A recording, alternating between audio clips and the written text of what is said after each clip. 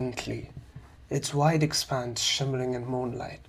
On its banks, about 40 kilometers from Guwahati, lies a small village of Mayong in the Morrigaon district of Assam. It is quiet now, rural lanes, old trees, the distant hum of insects. But beneath that stillness is a reputation, one of mysticism, fear, and secret knowledge. Mayong is often called the land of black magic. For centuries, this village had lived in the margins of folklore and fact. Tales of spells, healers, disappearing armies, and hidden manuscripts swirled here. Some say the power lay in the land itself, in the dense forest and winding creeks by the Brahmaputra. Others believed it passed through generations of families practicing arcane arts. But beyond the myth are persistent threads of truth, and it is those threads we will follow. The name Mayong might derive from the Sanskrit Maya, meaning illusion or magic. Some local etymologies instead link it to the tribal words meaning mother or elephant, but the most evocative is the one that suggests the land itself is woven in illusion. From ancient times, the region of Assam, especially the area known as Pragjotishpura in mythic texts, was associated with tantric practice and occult knowledge.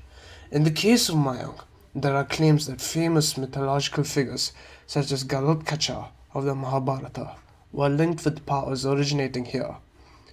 While such mythic associations cannot be verified historically, they point to how deeply the aura of magic has clung to this village. Archaeologists and historians have found certain artifacts in and around Mayong, swords that resemble those used in ancient ritual sacrifice, manuscripts of mantras written on bark parchment, and ritual bowls. These discoveries suggest that what we might dismiss as pure legend has at least a material shadow. In Mayong, the practitioners of what is broadly described as black magic are known locally as Oja or Bez. These individuals are said to have inherited knowledge of ritual, mantra, and herbal practice, combining the mystical and the medicinal. The locals distinguish between two kinds of magic: Su mantra, which is the good and the healing magic, and Ku mantra, which is the evil or harmful magic. Besh are expected to know both.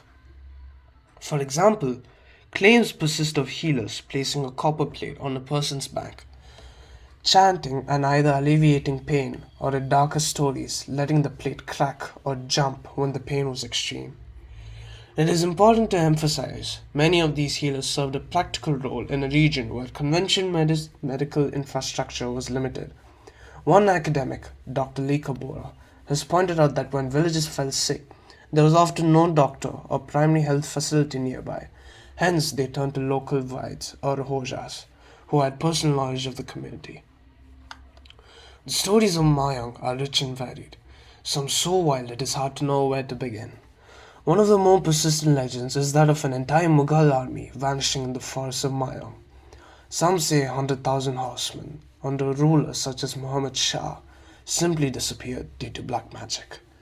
While there is no academic consensus verifying that exact event, the story itself has endured through local folklore and travel narratives. Other tales speak of animals being tamed with spells, tigers forced into obedience, men transformed into beasts, and people made invisible by chance.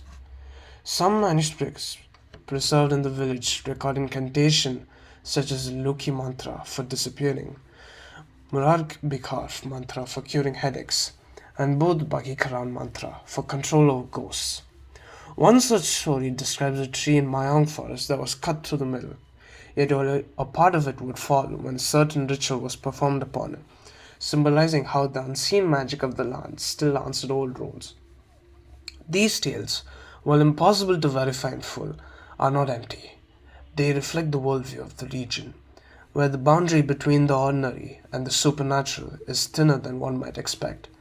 In recent years, Mayang has pivoted from being a place feared and avoided to one visited and observed. At the heart of this change is the Mayang Central Museum and Emporium, also described as the Village Museum and Research Center.